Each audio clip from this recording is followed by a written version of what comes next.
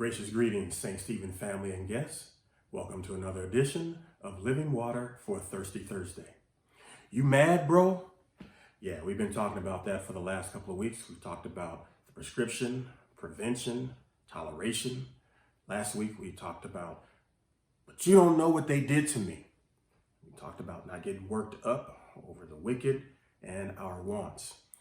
Today we want to talk about, I'm so mad I can't even see straight. And prayerfully, the takeaways will be that of helping us to stand in, not sin, and to be still. The passage that I want to read today comes from Psalm 4:4.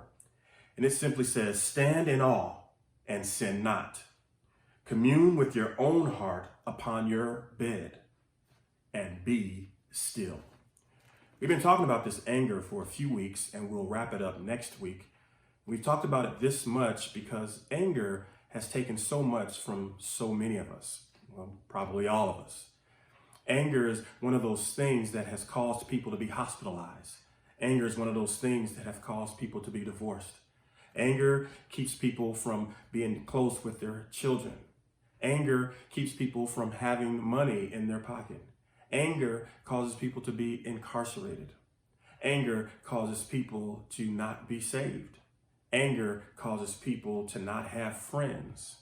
Anger causes those who are saved already to not grow in their faith. So anger is a big deal. In this text, we have David, most theologians believe, as he's running from King Absalom, having some anger issues, and he speaks to kind of address anger and to help us deal with it. He starts off and he says, stand in awe. And that word stand literally means to bear up under. It means to carry. It means to still sustain and move in our being while carrying the weight. The awe actually speaks of to have wrath, to have this indignation, to be infuriated.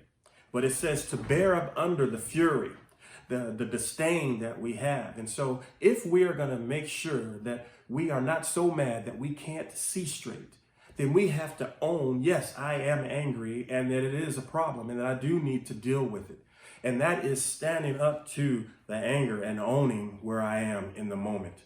And he says, after that, and we acknowledge that, he says, but then don't sin. Understanding that anger is an emotion, but sin is an action. And he's saying, sin not. Sin, we know in the Bible, especially here in Hebrew, it speaks to not missing the mark. It speaks to not trespassing. It speaks to not offending God. Most importantly, it speaks to not breaking God's heart. And so he says, yes, I understand you've been hurt. Yes, I understand you're frustrated, you're mad, and you even should be, more than likely. He says, but don't sin. Don't go to the place where it causes you to do wrong, where you dishonor me, but not only dishonor them, and also not only to dishonor yourself. None of those things should happen. And he says, so as we try to make sure that we stay straight and we see straight, it's not just ocular. It's not talking about how we see things with our eyes.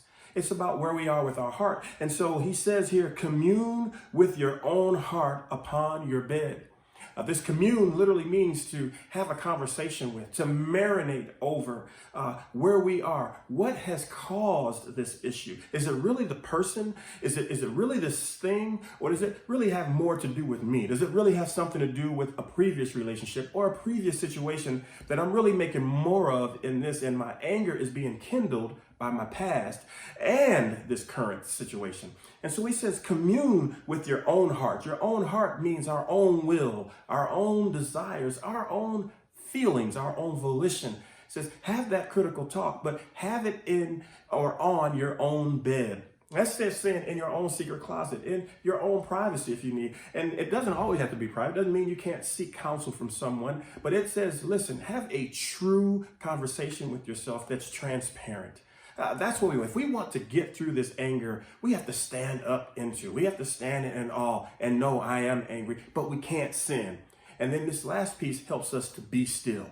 And he says, when we have this commune with our own heart upon our own bed, then we will be able to be still. And that be still speaks about trusting God. That be still means having confidence in knowing that God is in control of us. And even though I'm angry, and even though I may have been disrespected, even though someone hurt my feelings, to know that all things do still work together for the good to them that love God and are called according to his purpose. Just be still in this. Don't go and do what we shouldn't do.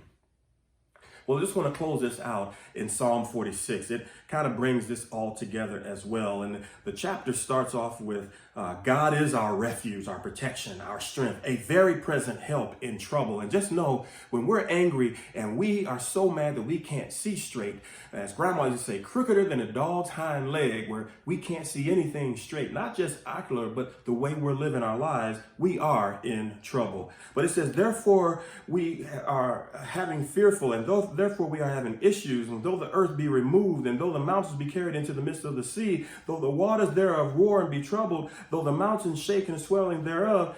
The whole point of the passage is God is still our refuge. But verse 10 says, be still and know that I am God. You don't have to be mad, bro. It doesn't matter what they did to you. And you don't have to be so mad that you can't see straight. All we have to do is stand in awe of God, sin not, and be still. Make it a great week. We'll discuss next time road rage.